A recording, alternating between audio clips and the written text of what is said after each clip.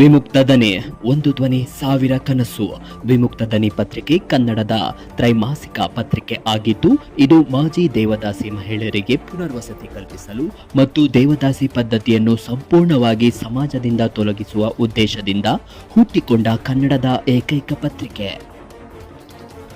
ವಿಮುಕ್ತ ದನಿ ಪತ್ರಿಕೆ ಈಗಾಗಲೇ ರಾಜ್ಯದ ಹಲವು ಭಾಗಗಳಲ್ಲಿ ವಿಸ್ತರಿಸಿಕೊಂಡು ಸಾವಿರಾರು ದೇವದಾಸಿ ಮಹಿಳೆಯರ ಕುಟುಂಬವನ್ನು ತಲುಪಿದೆ.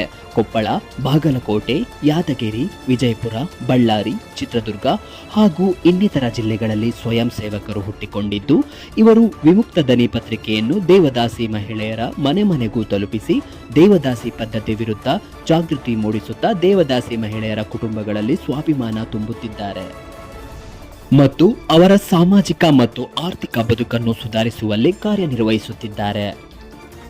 ಸದ್ಯ ವಿಮುಕ್ತ ದನಿ ಕೇವಲ ಪತ್ರಿಕೆಯಾಗಿ ಉಳಿದಿಲ್ಲ, ಒಂದು ಚಳುವಳಿ ಆಗಿದೆ. ದೇವದಾಸಿ ಪದ್ಧತಿ ನಿರ್ಮೂಲನೆಗೆ ದೇವದಾಸಿ ಮಹಿಳೆಯರು ಮತ್ತು ಅವರ ಮಕ್ಕಳ ಶೈಕ್ಷಣಿಕ, ಆರ್ಥಿಕ ಮತ್ತು ಸಾಮಾಜಿಕ ಸಬಲತೆಗೆ ಒಂದು ಶಕ್ತಿಯುತ ವೇದಿಕೆಯಾಗಿ ನಿಂತಿದೆ.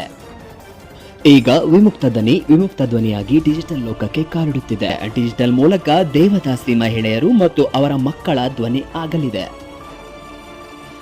ವಿಮುಕ್ತ ದನಿ ಡಿಜಿಟಲ್ ಮಾಧ್ಯಮಕ್ಕೆ ವಿಚಾರವಂತರು, ಪ್ರಗತಿಪರರು, ವಿದ್ಯಾವಂತರ ಬೆಂಬಲ ಅತ್ಯವಶ್ಯ.